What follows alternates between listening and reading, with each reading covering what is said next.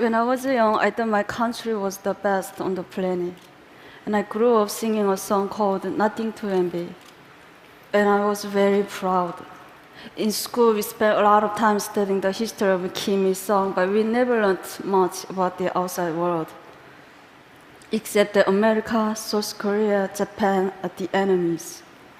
Although I often wondered about the outside world, I thought I would spend the entire my life in North Korea until everything suddenly changed. When I was 7 years old, I saw my first public execution. But I thought my life in North Korea was normal. My family was not poor, and myself had never experienced hunger. But one day in 1995, my mom brought home a letter from a Caucasus sister. It read, "When you read this, our 5 family members will not exist in this world because we haven't eaten for the past week. We are lying on the floor together, and our bodies are so weak. We are waiting to die." I was so shocked. This was the first time I heard that people in my country were suffering. Soon after, when I was walking past the train station, I saw something terrible that still can't erase from my memory. A lifeless woman was lying on the ground, while an emaciated child in her arms just stared helplessly at his mother's face.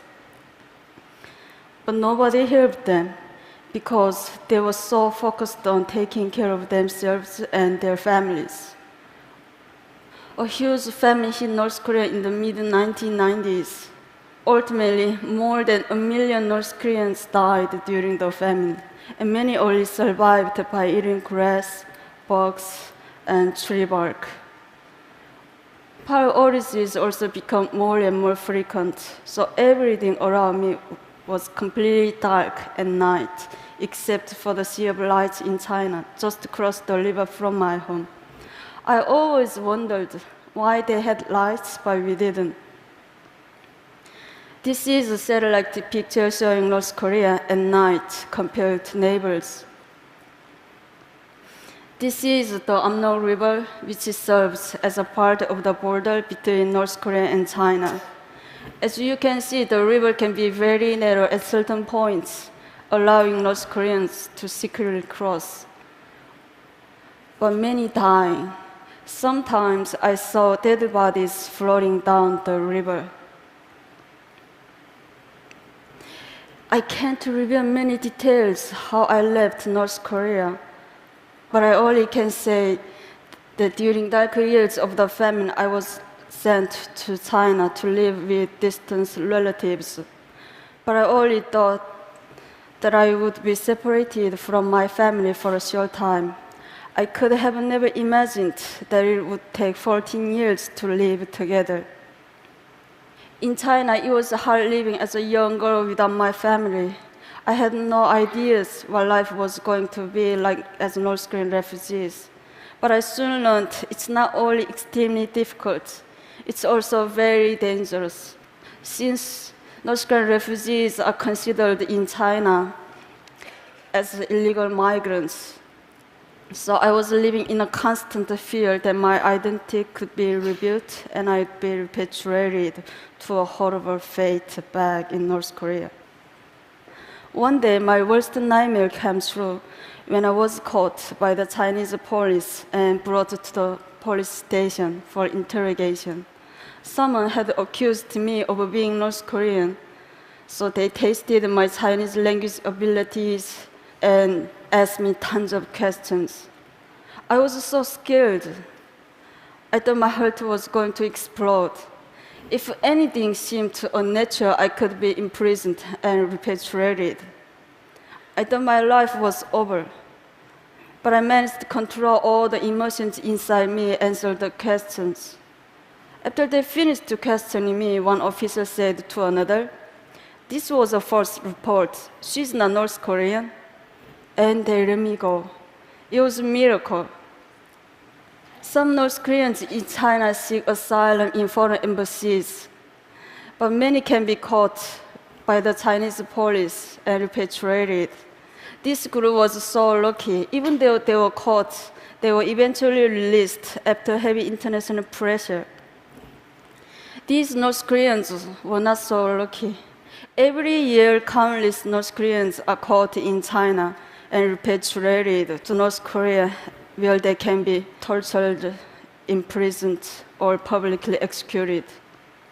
Even though I was really fortunate to get out, but many other North Koreans have not been so lucky. It's tragic that North Koreans have to hide their identities and struggle so hard just to survive.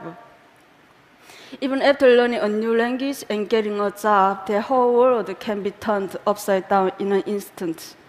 That's why after 10 years of hiding my identity, I decided to risk going to South Korea. And I started a new life yet again. Settling down in South Korea was a lot more challenging than I had expected. English was so important in South Korea, so I had to start learning my third language. Also, I realized there was a wide gap between North and South. We are all Korean, but inside we have become very different due to 67 years of division. I even went through an identity crisis. Am I South Korean or North Korean? Where am I from? Who am I? Sadly, there was no country I could proudly call my own. Even though adjusting to life in South Korea was not easy, but I made a plan. I started studying for university entrance exam. Just as I was starting to get used to my new life, I received a shocking phone call. The North Korean authorities intercepted some money that I sent to my family, and as a punishment, my family was going to be forcibly removed to a desolate location in the countryside. They had to get out quickly. So I started planning how to help them escape. North Koreans have to travel incredible distances on the path to freedom. It's almost impossible to cross the border between North Korea and South Korea. So ironically, I took a flight back to China and I had to toll the North Korean border. Since my family couldn't speak Chinese, I had to guide them. Somehow, through more than 2,000 miles in China and then into Southeast Asia. The journey by bus took 1 week, and we were almost caught several times. One time, our bus was stopped and boarded by a Chinese police officer. He took everyone's ID cards and he started asking them questions. Since my family couldn't understand Chinese, so I thought my family was going to be arrested. As the Chinese officer approached my family, I impulsively stood up and I told him that these are deaf and dumb people that I was chaperoning. He looked at me with suspiciously, but luckily he believed me. We made it all the way to the border of Laos, but I had to spend almost all of my money to bribe the border guards in Laos. But even after we got past the border, my family was arrested and jailed for illegal border crossing. After I paid the fine and bribe, my family was released in 1 month. But soon after, my family was arrested and jailed again in the capital of Laos. This was one of the lowest points in my life. I did everything to get my family to freedom, and we came so close. But my family was thrown in a jail just a short distance from the South Korean embassy. I went back and forth between the immigration office and the police station, desperately trying to get my family out. But I didn't have enough money to pay bribe or fine anymore. I lost all hope. At the moment, I heard one man's voice ask me, "What's wrong?" I was so surprised that a total stranger cared enough to ask. In my broken English and with a dictionary, I explained the situation, and without hesitating, the man went to the ATM and he paid the rest of money for my family and 2 other North Koreans to get out of jail. I thanked him with all my heart and I asked him, "Why are you helping me?" "I'm not helping you," he said. "I'm helping North Korean people." I realized that this was a symbolic moment in my life. The kind stranger symbolized new hope for me and the North Korean people when we needed it most. And he showed me the kindness of strangers and the support of the international community are truly the rays of hope when North Korean people need.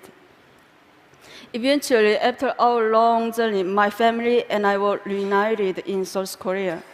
But getting to freedom is only half the battle. Many North Koreans are separated from their families, and when they arrive in a new country, they start with little or no money. So we can benefit from international community for education, English language training, job training, and more. We can also act as a bridge between the people inside North Korea and the outside world, because many of us stay in contact with family members still inside, and we send information and money that is helping to change North Korea from inside. I've been so lucky to receive so much help and inspiration in my life. So I want to help give aspiring North Koreans a chance to prosper with international support. I'm confident that you will see more and more North Koreans succeeding all over the world, including the TED stage. Thank you.